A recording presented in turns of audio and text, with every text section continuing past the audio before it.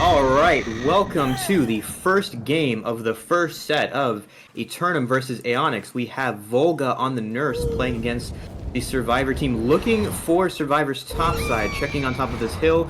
We are not gonna... We find the Ada... What? Whoa, that is almost wall hacks. I am absolutely impressed. As Ada's gonna take chase over into the main building and then the structure over here. This should be a relatively quick chase, but it looks like she has Lucky Break. No scratch marks coming out from her, no blood pools coming out from her. Ada, a very silent character, but she is just going to opt to die at a nice, cozy rock in the corner here. Respect. And we have a quick first down.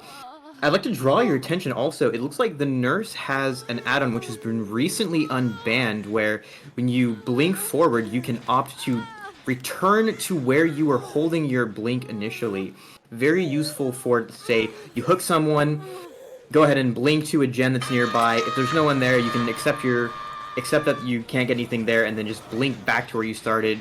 Less of the committance. We're gonna pop this gen and see a Survivor off in the distance running away from it. And Ace is gonna take chase and Shaq, get the pallet stun. Yeah, Ace is feeling good about himself right now. But it looks like Ada is about to get tunneled here.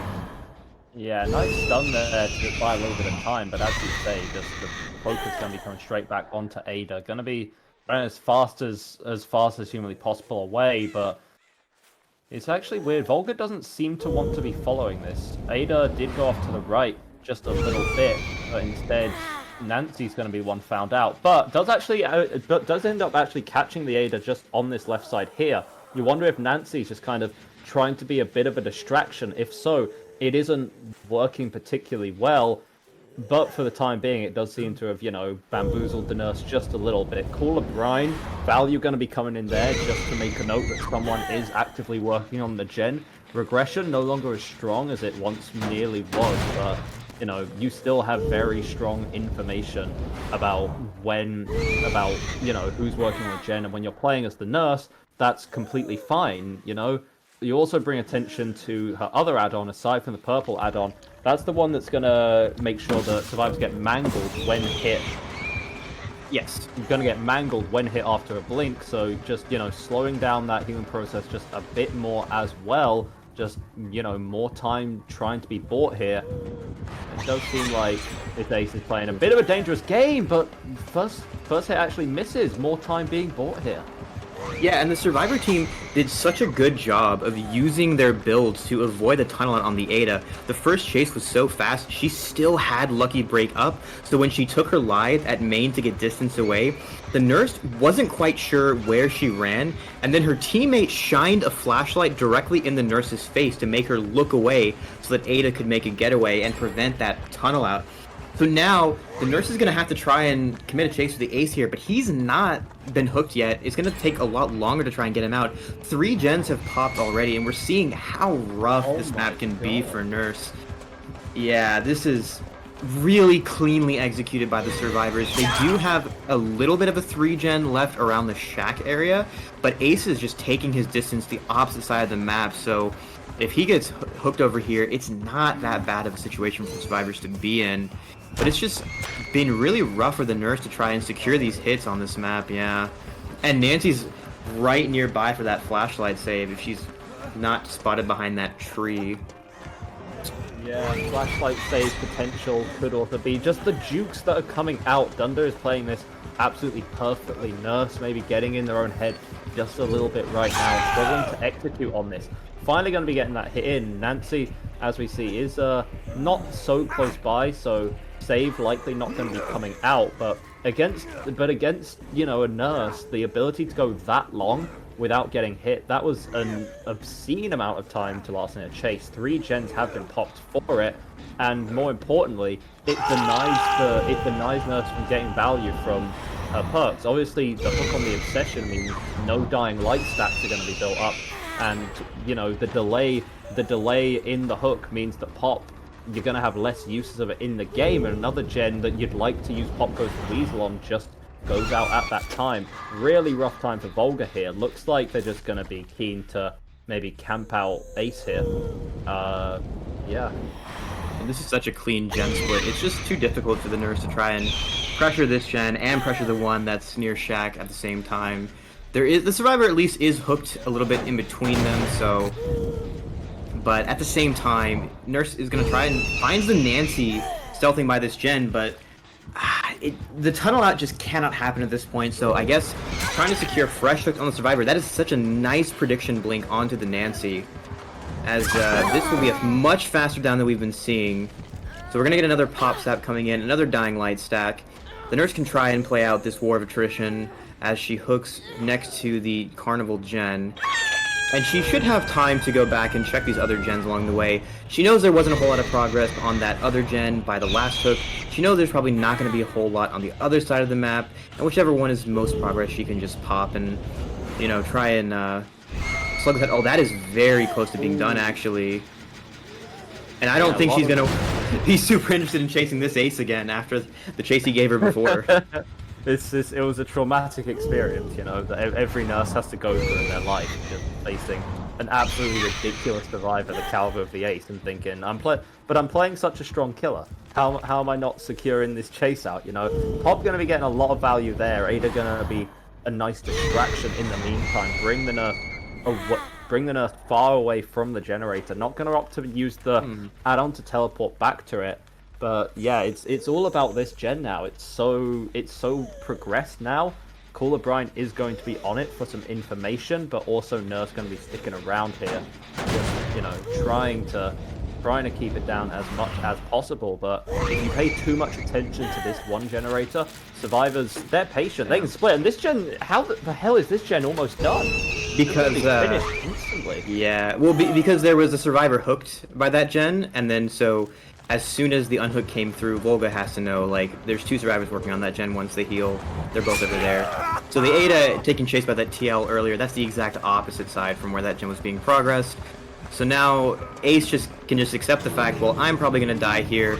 Other three survivors get out, and yeah, it's not even a certainty that it's not even necessarily a certainty that he's going to die. You know, he was able to make some miraculous plays off. Now, does it like wow, this this gate over here, Nurse just not going to be able to pressure it out, and yeah, that's going to be a 4-man escape here coming out from the Aeternum side. So incredibly well played there. Very disappointing performance there from Volga on the Nurse. Going to really putting this game into Aeternum's hands here. So, you know, don't go anywhere, because we are going to be back very, very shortly for Aeternum's killer round, and we're going to see whether their Nurse is able to have more success than Eonix was.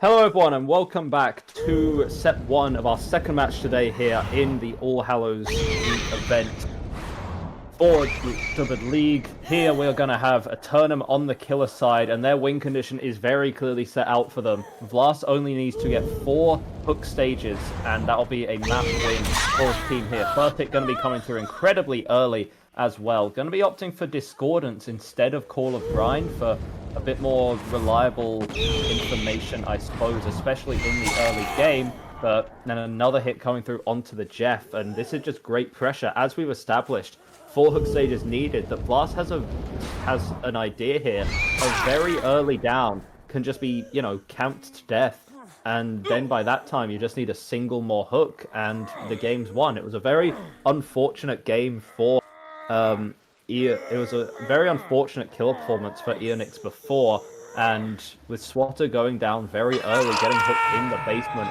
it just reinforces the idea that this is probably just going to get camped to death. I mean, the Nurse doesn't really need to camp at this point. She has such a fast early down, it's possible to go looking for other people. Perhaps that Yui that got tagged in the beginning here.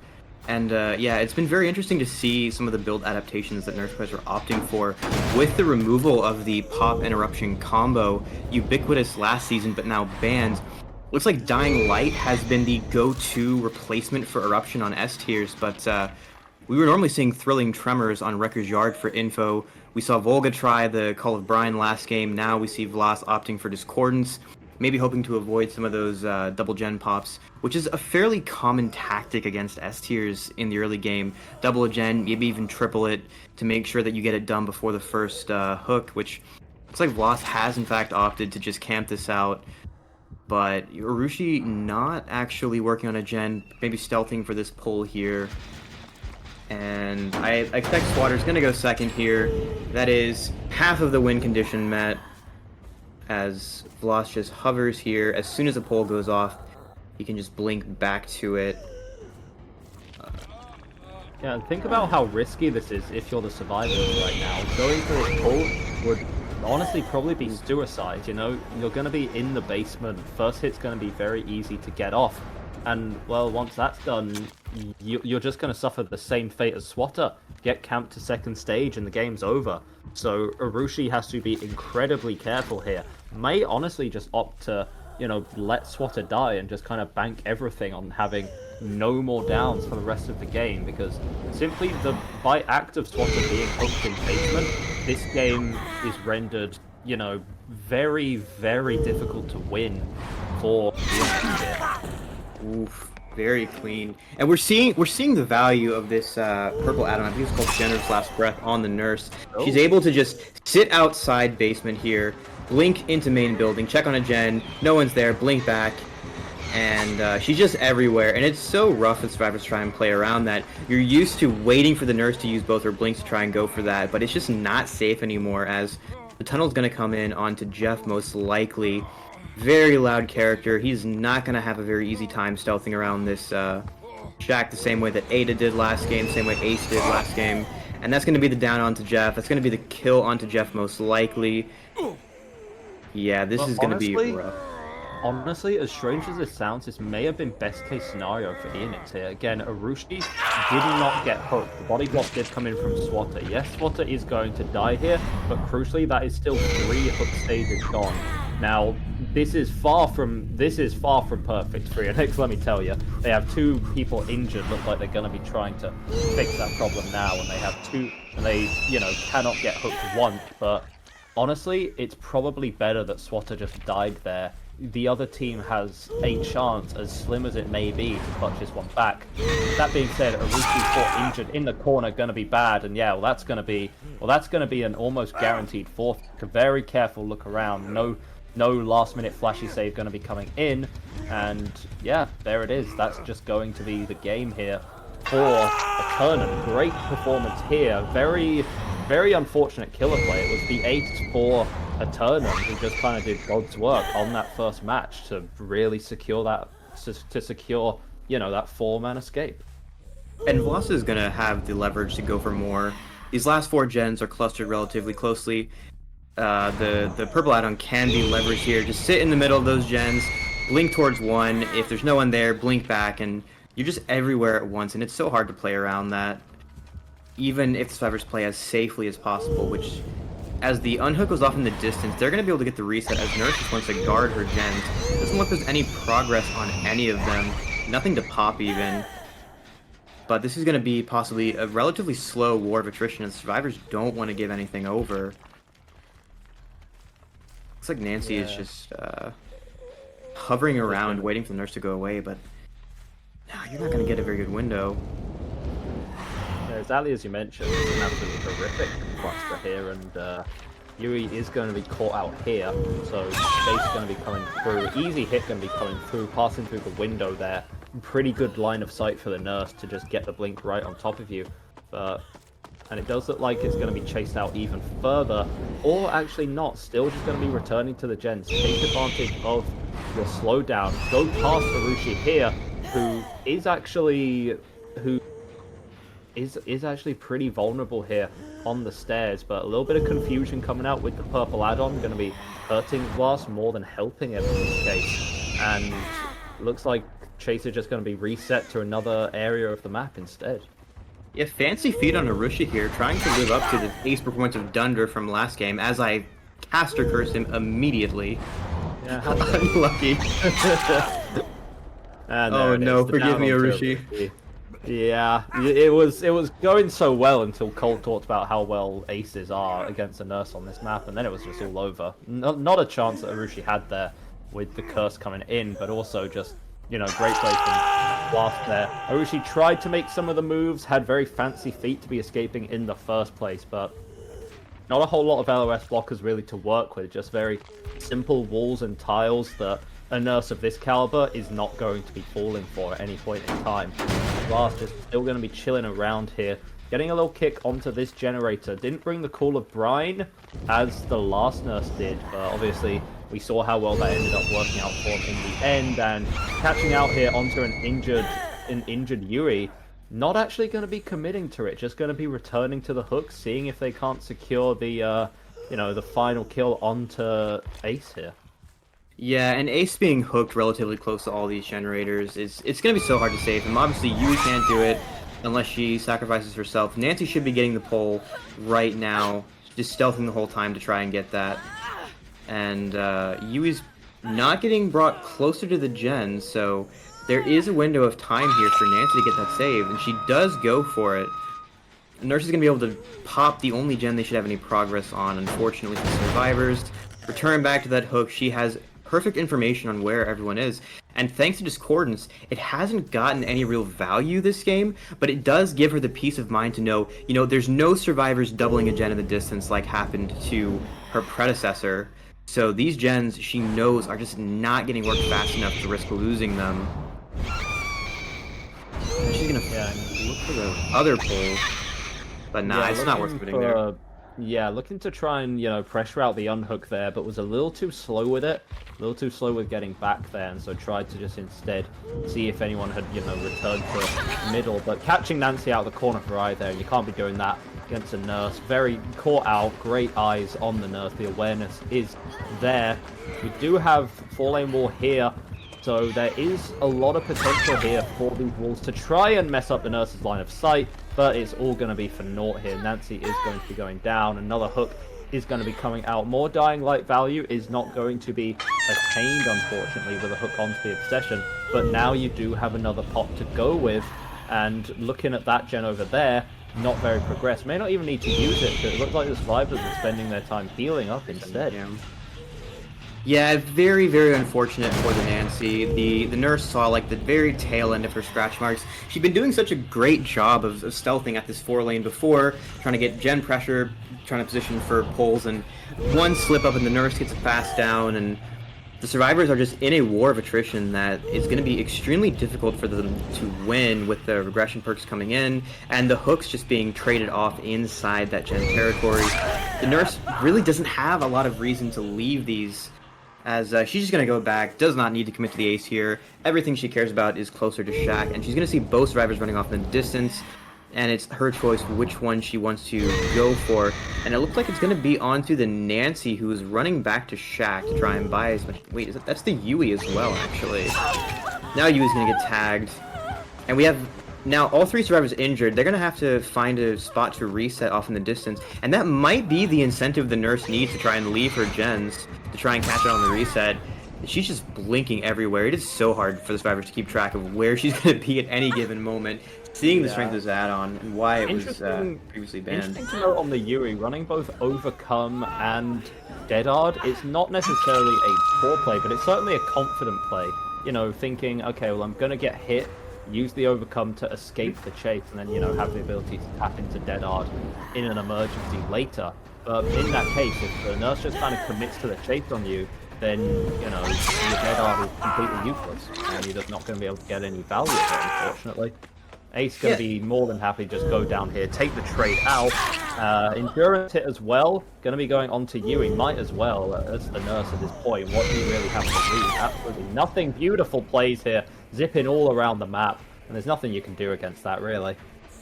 Yeah, and the nurse is probably not going to pick up. She's got one last person to find. She's going to expect the Yui has Decisive Strike because of the Dead Hard. It's actually reasonably common when you have all these exhaustions up to see a survivor who's got Dead Hard to also be running Overcome or possibly Balanced Landing. The idea being, well, you know, you're only going to have Dead Hard after you've been hooked, so Overcome in this case is giving you an exhaustion perk for your first chase to make it last a little bit longer, and then later in the game, you know, if you're healthy, you get Overcome, if you're injured, you get Dead Hard, so you're never really in a spot where you're out of exhaustions. But as we're seeing, Nurse's chase power is just so oppressive. There's not a whole lot that you can do to buy much more time after exhaustion is used, as the Nurse is going to go ahead and try and find that last survivor. Nancy was doing a really good job of stealthing before, so maybe she's looking to pull something off here, but I don't think there's any chance they're going to get another generator done. Yeah, just going to be continuing the avenue of stealth here. Sasha on the ground and injured Nancy in the corner. Might be a case of honestly just waiting. Not sure if Lars is going to want to go for the hook here. Looks like it will be happening. Might just be a case of Nancy trying to go for trying to go for, the hatch here. It is forced, I believe, that it will be spawning at Shack. So it's a very interesting race. We're not sure whether Nancy is here first, whether you really want to, take a Nurse in a foot race to get to the hatch at Shack, but looks like it's going to be happening anyway, and yep, Lars is just waiting. And there it is. Adrenaline is going to be coming through for the Nancy, but Nurse is able to just pressure out both of these gens at once, though there might be a little bit of RNG here, because it does look like Nurse ended up blinking over to the other one. Might be barely enough time here to get that gate open, but it looks like it will not be happening, and there is really nothing more that the Nancy can do. No chance of escape anymore, no hatch, no last savior there. Even a little nice spin in the door frame isn't going to save you for very long. Yeah, Nancy getting spotted there is unfortunate. It does seem to be the case that the Nurse was checking out, like, hey, where are my doors? Can I safely kick this hatch? Does decide, you know what? The two doors that I have are close enough to hatch that I can go ahead and kick it, and I'll be able to get to the Nancy before she can open the door. This does happen. Hook comes in on the Nancy, and that is going to be a 4K2 as the result for this game. So we're looking for a 4K1. Oh my bad, this is actually the second game. So yeah, this will be the win here as we move on to the Mastermind set. Yeah, very, very good game here. Just phenomenal skill coming out here from Vlas, and obviously it wasn't the strongest of performances coming out from Eonix's Nurse in that first map, but even then, even if Eonix had gotten a pretty good performance off, that was just phenomenal play there from Aeternum. So very well played. Going to be seeing next time whether Eonix can, reverse their fortunes in the Mastermind set, take us to that tiebreaker map, or whether Aeternum is just going to continue their dominance and close it out. Do not go anywhere. We are going to be back with you as soon as we can.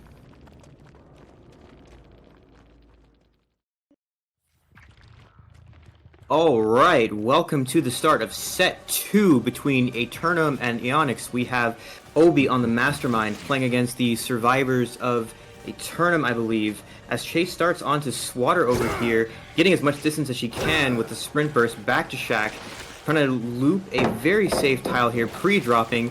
Obi not opting for Brutal Strength, very commonly taken on Wesker, so that might delay the chase a little bit longer as Nia runs back to where Chase first started, playing all these safe pallets to the best of her ability, and immediately gets mind-gamed, grabbed against that pallet, runs even further away into the corrupt gens. We'll see if we can get a fast down onto the Nia, or if she's going to absolutely juice him. Yeah, this is the struggle for Wesker being taken here through the edge of the map now. No pallets or anything, does just run into the comp corner, buy as much time as humanly possible, but as you say, very interesting that there's no brutal, because Wesker really does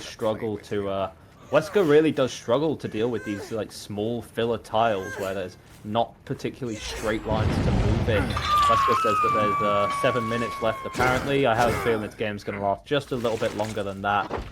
Unless survivors can continue being as efficient on the gens as they already have been, one going to be done, traded out for that hook. But we also have to acknowledge the fact that the infection on Swatter is going to be some more slowdown as well, as Yoichi is going to be pressured out here, West bounding across the map as fast as possible to try and get there, and we're going to be seeing how Ken is able to fare in this chase, unless it's actually going to go off of Ken, instead going for the Yui here. Firecracker's not going to be doing a whole lot, unfortunately, so a little bit of waste for an item, but there's only so much value you can get out of it anyway. Try and turn the corner as fast as possible, we'll be able to do it. That's actually the Unicorn Medallion add-on coming in clutch, extending the duration of that first bound, and that was key to actually getting that hit off there. Yeah, and we're seeing a bit of the dichotomy of Autohaven here. There are some really safe pallets and then some absolute dead zones, really biting the Nia there as Yui playing one of these jungle gems. And we're going to see she does have a filler off that's pretty strong, so Yui will be able to extend chase for a decent amount of time, but this is very risky for her to be playing the non-pallet side of this rock loop. At any given moment, yeah, she has to drop this now, and she does have a pretty gross setup with a dropped pallet into a long wall. This pallet is going to have to be kicked, and if he kicks now, yeah, she's going to be zoned off away from that vault. Gen's popping in the distance, reset popping on the first hook, as Yui just narrowly dodges that, but will she be able to make, she will be able to make this pallet. Does not get the super strong version of Fun Bus here, but this is not necessarily mind gameable as Wesker pulls it off anyway. Reverse caster curse, let's go. There we are. You know you've made up for it after the last map now. Yeah, Chase ended up getting to a point where you was actually fully infected, hit with that 8% slowdown, but it didn't seem to matter in the end. That was just a little bit of a mind game pallet, but even if she had gotten further away, it would have been, the distance would have been closed incredibly quickly.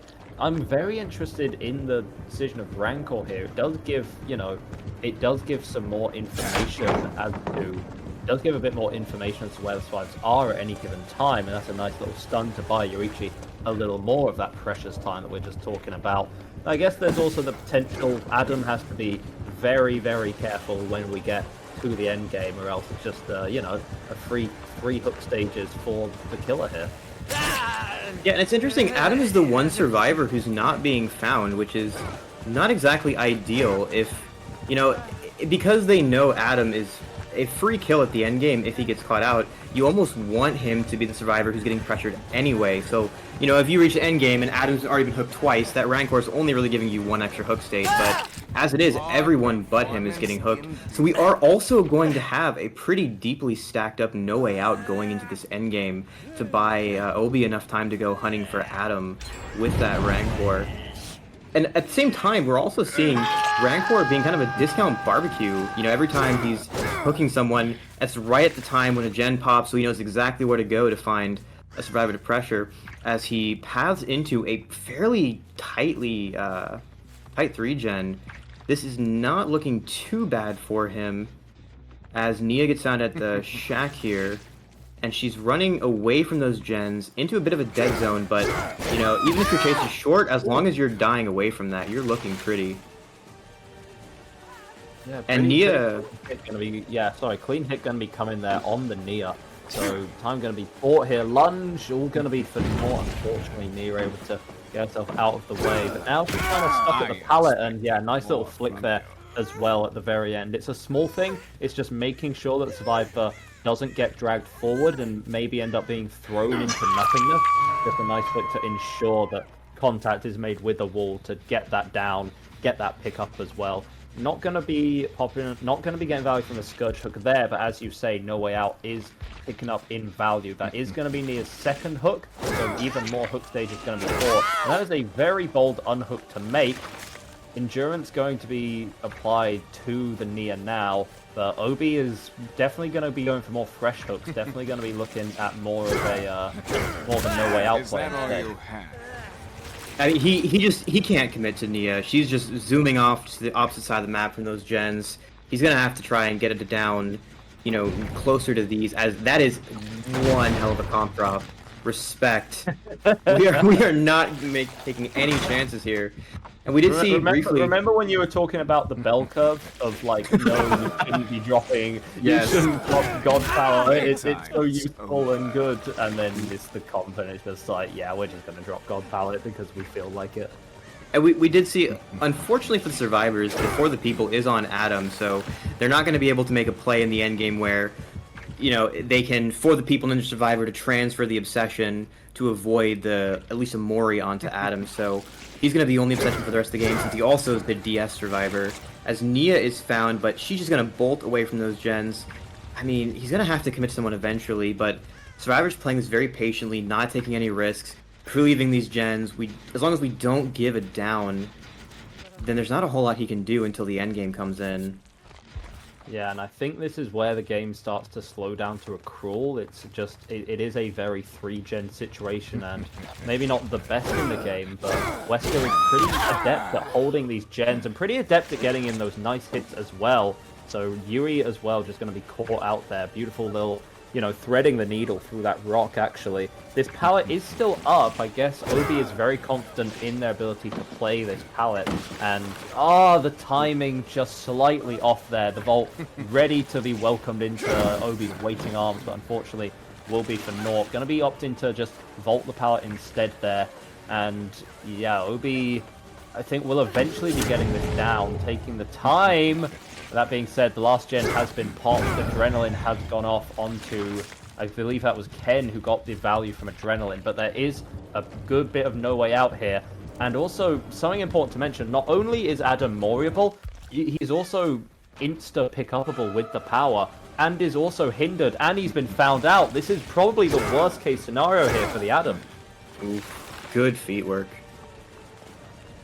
As Nia's coming for the body block to make sure that Addon doesn't get one shot, but you know, with no way out coming into the play, he has enough time to chase his Addon down. There's not that many pallets left. Adam's one shot regardless. Yeah, this is going to be the death onto Addon. There's nothing they can do to protect him. And by the time the Mori finishes, there's going to be the no way out wearing off, but they still have to actually open the gate. So, censored Mori, these tires sort of blocking the view. Very unfortunate. Jesus. Look away if you're squeamish. Jesus Christ. That's the Halloween special.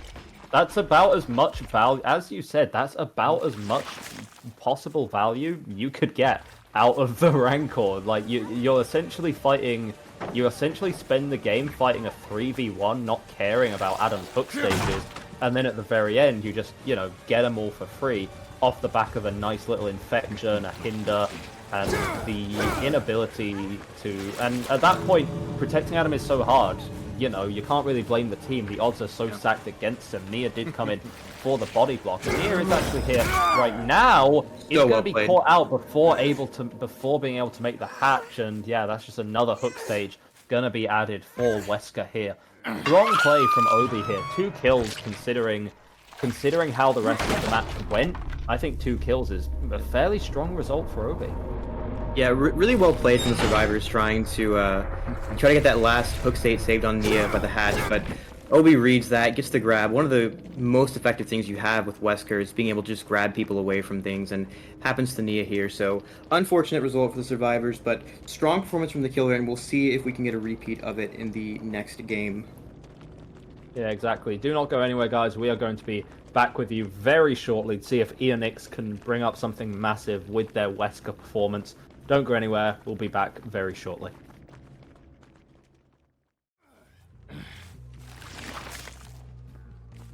Hello everyone and welcome back to set 2 of our match today, Aeternum versus Eonix. It is now Eonix's turn. It was a very even game last time. It was 2 kills. I believe we got 7 hook stages in the end, so a very clear win condition laid out here for the Eonix killer. However, it's not going to be that easy to meet, and so it's going to be quite interesting. No Rancor here, so, you know, Rancor probably got infinite value last game, being able to, you know, get 3 extra hook stages for essentially free might make all the difference. Instead, going for that brutal strength that you expect to just, you know, destroy the filler pallets and let Wesker really have fun, let him really use his power as well as humanly possible. Early drop is going to be coming through here, and not quite able to get through the corner. Nice little attempt at the mind game there to, you know, circumvent that pallet, but the window is there, and it is going to be set up into another pallet here, so a very strong setup that this Ada has to work with. Going to be able to see whether West is able to outplay this, or whether it just wants to get rid of the pallet and go. Yeah, as Ada is playing this setup pretty safely, but it's interesting to see the Wesker here opting to try and play around the pallets instead of breaking them with the brutal strength. This is a very strong setup with the pallet drop at this long wall and another very strong filler pallet. Ada is just playing this as safe as possible. She's not going to give a tag over here. Wesker finally concedes, alright, I'm going to break that pallet and get right back to you. and this is going to be a much longer chase than we initially saw, most likely. Ada runs back to main, but she does not have the strong version of main, as Wesker decides, you know what, I don't want to chase this anymore. I'm going to find someone else to chase over where my gens are not corrupted. See someone running off in the distance here, and we have two gens close to each other that are being quite progress, especially the one we just saw, as we're going to take chase over to Ace at the fun bus, as Ace does get the strong fun bus for once. Yeah, a bit of an Ace jump scare there, but is going to be opting to just leave it instead, go over towards this pallet instead. Pretty safe setup here. I don't really foresee a world in which Wesker can get off an easy hit there, or I just cast the curse it, because, you know, I guess it's a tradition at this point. Ace kind of playing that pallet really strangely, allowing that hit to get off. That being said, that is only the first injury of the game, and we're about, what, 2-3 minutes in. The first gen has already been done, and there's likely, you know, at least 1 or 2 more on the way. Hit going to come through the very end, just clipping onto Rocket's pinky toe there, I suppose, but that is the down, and looks like hopefully we're finally going to get our first Scourge hook, so a little bit of slowdown finally going to be coming in from Swatter, but that is heartbreaking timing. You would love to have had that Scourge hook just a couple of seconds earlier, delay that second gen from popping off, but unfortunately Swatter's just going to have to play with the cards he's been dealt here. Yeah, and unfortunately the orientation of main building here is going to make it so that it is a little bit more difficult for him to guard these gens on the top side, but he's not in that bad of a spot, to be honest. There's been a lot of good pals that have been dropped. He can, you know, get some good chase pressure after this first hook here. So we do have a third gen off in the distance. This is, I don't know if he can afford to actually camp this out. He doesn't have any endgame perks, and, you know, yeah, like, he's going to commit to the second stage on the Ace at a minimum, but as Claudette dodges that, we do get the pull onto Ace before second hook. This is very unfortunate. Tunnel Out is going to try and come through, but Shack Pallet is still up.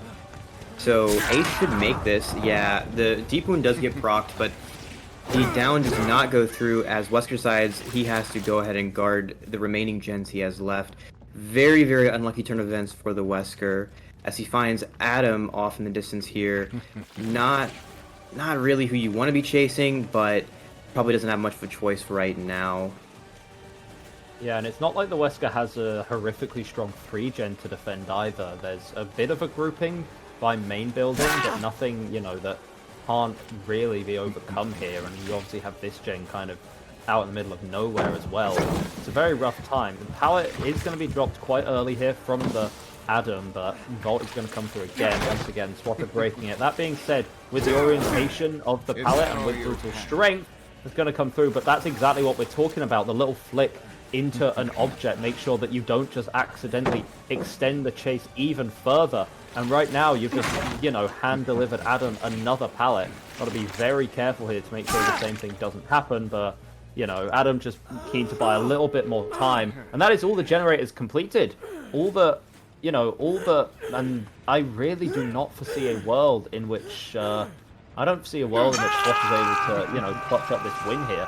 These gens have been done so efficiently, there just has not been enough pressure. Likely going to be at least a 3-man escape. They could even go for the cheeky 4-man if they really wanted to. But why would they? They know their win condition. They can let Dunder die, and they're just going to take it. A incredibly swift performance there going to be coming out, and that's going to be Aeternum just taking this series with a clean 2-0 victory. Nothing Swatter could have done there, just, you know, against some horrific gen pressure. Yeah, very dominant showing from Aeternum in both sets, cleanly winning the Nurse game, cleanly winning the Wesker games. You know, both of the killers from Eonix having an extremely rough time with their killer games. So we're going to see the end of this set.